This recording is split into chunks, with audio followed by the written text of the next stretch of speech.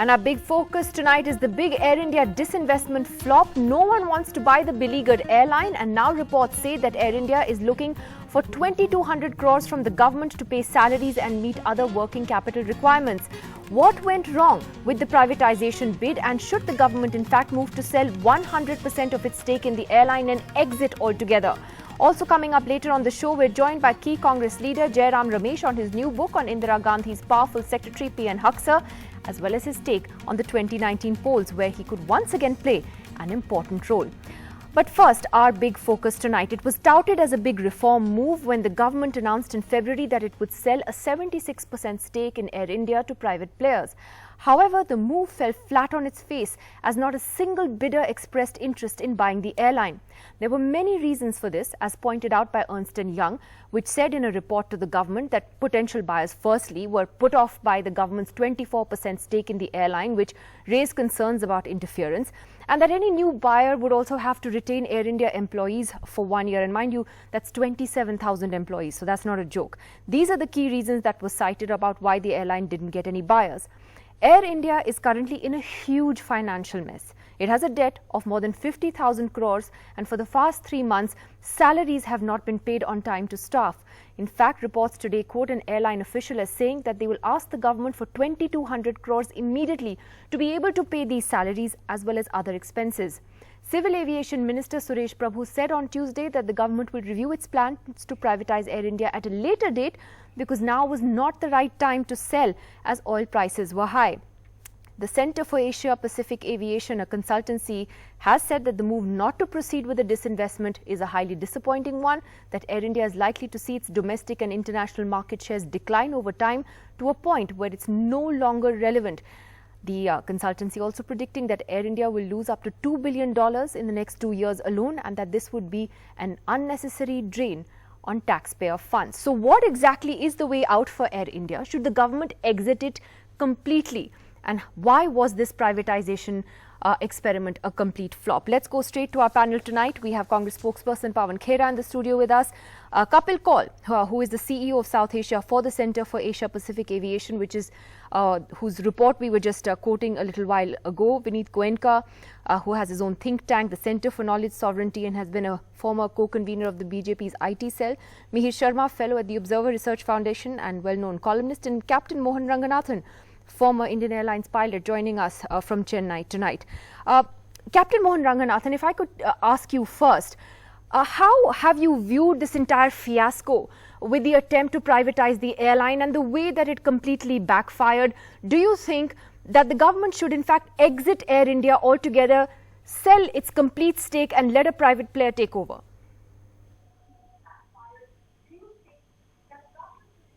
Is that for me? Yes. Yeah, you see, as long as the government has even 1% stake, nobody is going to buy that for the simple reason they make everything Delhi-centric. You will have the government officials heading Air India, heading the ministry, and they like to have a finger in every pie. Now, take the recent announcement that they're going to be upgrading to Maharaja class seats. Now, the sale fell through about a month back.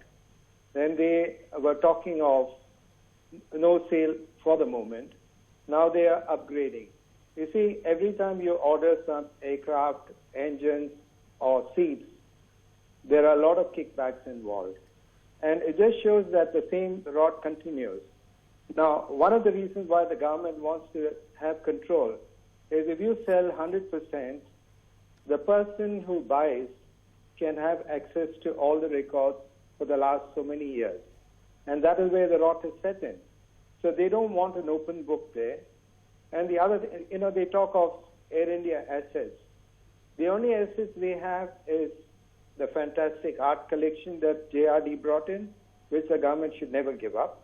The other is the routes, the slots in various airfields internationally. Otherwise, if you look at the aircraft, they're not assets because more than 50% is leased back. They don't own them. So that is not an asset at all. The other asset is the revenue from real estate. So for them to say that we will hold 1% or 24%, nobody is going to touch them because You see, when Air India was at its prime, it was Bombay-based. They shifted the headquarters to Delhi and messed it up. Because they want, like we used to say when I was in ICPA, we used to call all the management people as bell captains. Because they would run with a suitcase to the ministry. They were at the beck and call. The same thing is happening even now. You see, they wanted it in Delhi. You raised some so very that you have important a whole lot points, of bell captains. Captain Ranganathan. I just want to touch upon a couple of points that you raised because they are very significant. Mihir, to you first. One, do you agree with Captain Mohan Ranganathan that the only way to really sell Air India is to just sell it completely? And what he's saying that, the government may not be interested in selling it completely because there's just too much rot that's set in. I think the government is accustomed to having Air India at its beck and call for one reason or another. There was absolutely no reason for them to add on all the riders to the purchase that they did, which made the airline an extremely unattractive option for anybody who wished to buy it. Not only did they retain a minority stake, they forbade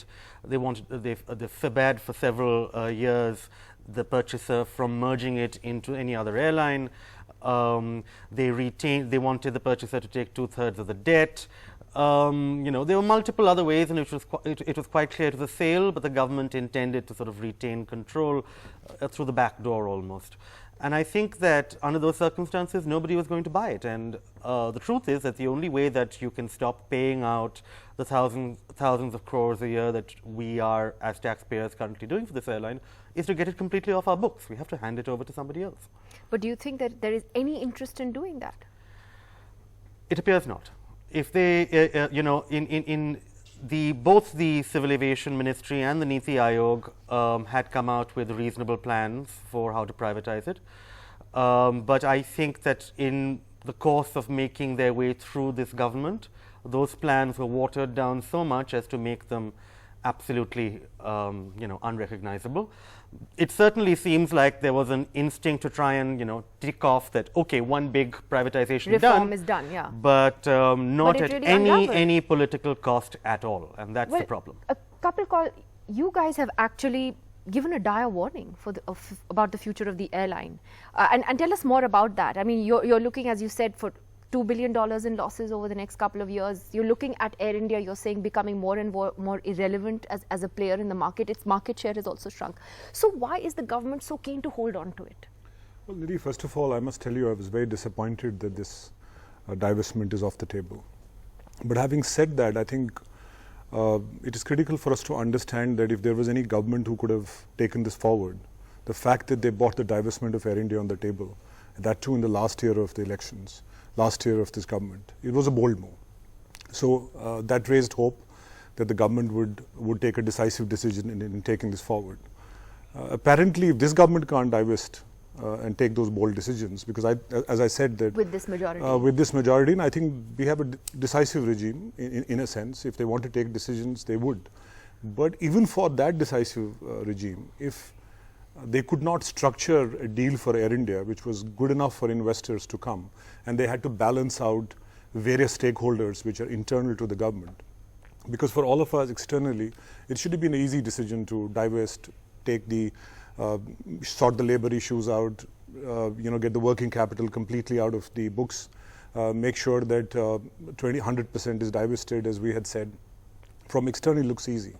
But when government raises options, and clearly the options was that they bought whatever they bought in terms of expression of interest was the best they could do. And it fell short, and as we saw, and it's unfortunate that the going forward in the next 2 years itself, you're going to lose almost 1.5–2 billion. And I must tell you, last 2003, when NDA first took the decision of almost divesting Air India, from 2003 to 2018, in 15 years, billions and billions of dollars have gone. If they wait for another 2 years, there wouldn't be any taker. If there's no taker now, in a favorable cyclical conditions, conditions for airlines are reasonably good. I don't think 2 years when you lose 1.5 years, $2 billion, it'll be difficult. But I want to just add one point. It's going to be always difficult for government which invests $4 billion so far and has to take a haircut of roughly about, my assessment, $6 to $7 billion in terms of taking the debt off the books. It's not an easy decision, and I think they took a practical decision from my perspective. But then, Vineet Goenka, what happened? Why was it so badly structured, the whole privatization proposal in the first place? I mean, anyone who, I remember a lot of people red flagged it right at the beginning that this is going to scare off potential buyers, and that's exactly what happened. You had all these caveats.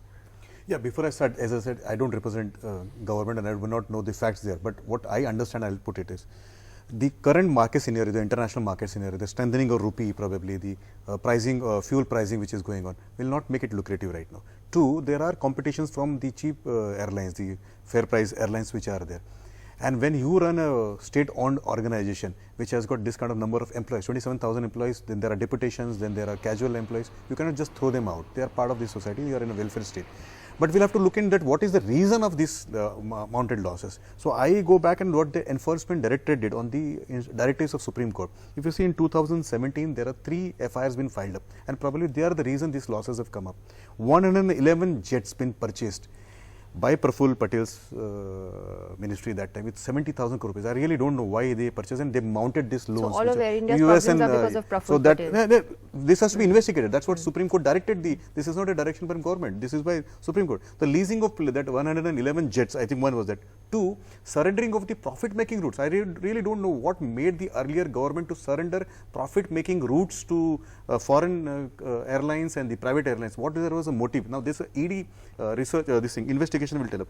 Third was probably, they went on investing into things which were not going to be quantifying, which was not going to be monetizing things. The loans were taken from US banks and Indian banks, and which amounted to the losses. So if you see, I would like to congratulate the current chairman and also Ashwini ji, the previous chairman, because 2015-16 the operating profit was 105 crore rupees, which was after many years, and 2016-17 the operating profit was 298 crore rupees, which is in the history of Air India the operating it's in 50,000 crore debt right now. Correct. But this is a legacy been given to the current guy who is there. It's nothing so to if be you proud sit about. here where somebody gives you a book of 70,000 crore rupees loan and you turn it around, yet. So first let us do what, congratulate the current guy, he is doing changes.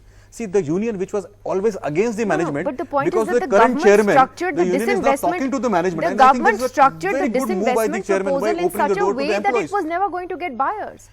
Why doesn't the government What do you exit do? Air Your India predecessor, completely? I'll tell you, it was whether it was Mr. Ravi Weiler, whether it was Ajit Singh ji, they went on spending. I really don't know why did they surrender the profit-making routes. Okay. Now the current regime, I'll just one more thing. Yeah. The start of direct routes to New York, London, Delhi, Cochin, Abu Dhabi. I'll just give you one thing. They surrendered in the 6th Freedom route. They surrendered almost around 50,000 seats to Etihad. Now this all has to be investigated, and probably that will lead to books which nobody will buy their books. It's your fault. Well, no, I'm not saying it is their fault. It is probably Praful Patel and his people have to answer it. For the reasons he is He wasn't criticizing the us. civil aviation minister in No, I'm not Mars. criticizing. For the This is reasons on he is the- criticizing the before you ex-former speak, government. No, let him speak. This is Supreme Court directed ED, so it is no. nobody from a Yeah, but political whether party. that is went to the the entire court. reason the airline is in such a mess is another story. Yes. And now they plan to buy more planes. They are criticizing Praful Patel for buying the number of planes he did. Today we read that they plan to buy more planes, they plan to put in more money in Air India. Was it half-hearted, the decision to disinvest? Was it confused? Mr. Arun Jaitley, a minister without portfolio, holds a meeting, decides that disinvestment is off the shelf. Now, Mr. Jayant Sinha today comes and says, no, we are still contemplating them. Suresh Prabhu says, no, we have decided to postpone it.